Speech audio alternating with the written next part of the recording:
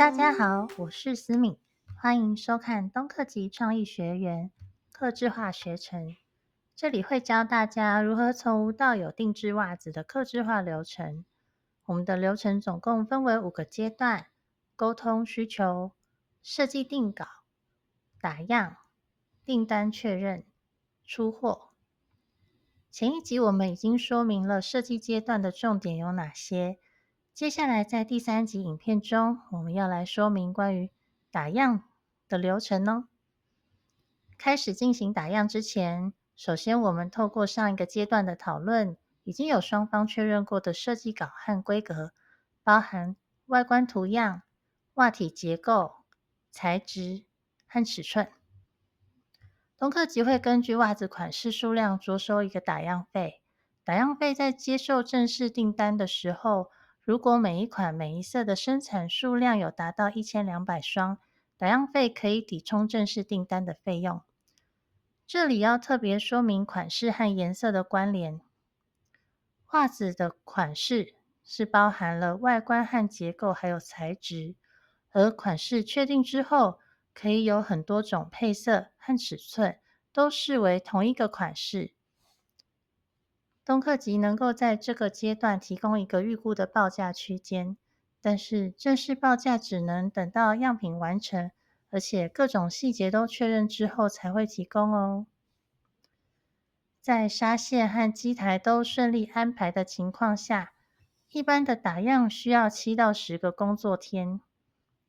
但也有很多情况会造成打样天数更长，比如说在开放的旺季，工厂打样的排程很满，实在是没有办法再排进去了，或是指定要用的颜色必须要先请染整厂定染，光是染色的时间就要30天，或是袜子做好之后，还需要刺绣、胶印、转印、车缝等等的工序，都会让整个打样的时间变长。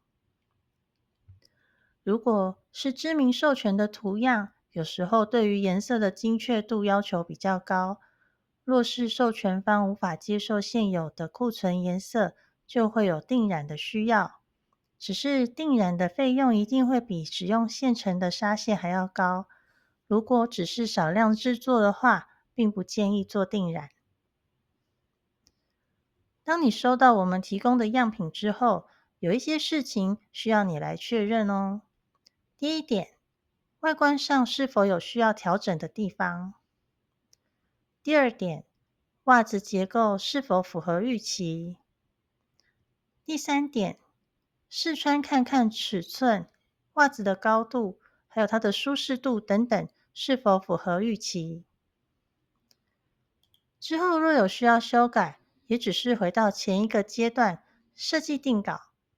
按照相同的流程安排，一直到样品确认合可之后，就会提供正式的报价单。